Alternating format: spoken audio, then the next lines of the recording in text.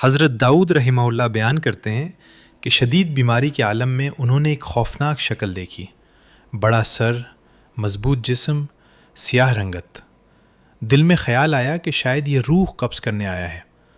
انہوں نے فوراً انا للہ و انا الیہ راجعون پڑھا اور سوچا میں تو مسلمان ہوں، پھر یہ کالا فرشتہ کیوں؟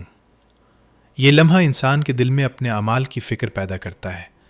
اچانک گھر کی چھت کھل گئی، آسمان نظر آنے لگا اور 2 سفید پوش فرشتے نازل ہوئے۔ انہوں نے کالے شخص کو ڈانٹ کر دور کر دیا۔ یہ منظر اس بات کی علامت ہے کہ مومن کے لیے اللہ کی رحمت غالب آتی ہے۔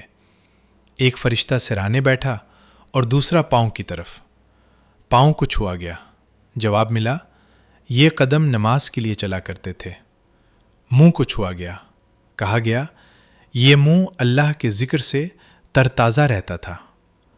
یہ اس بات کی طرف اشارہ ہے کہ قیامت کے دن اعضاء خود گواہی دیں گے، جیسا کہ قرآن میں بھی آیا ہے۔ نماز انسان کی نجات کا ذریعہ ہے۔ ذکر الہی دل اور زبان کو نور بخشتا ہے۔ موت کے وقت اصل سرمایہ اعمال ہوتے ہیں۔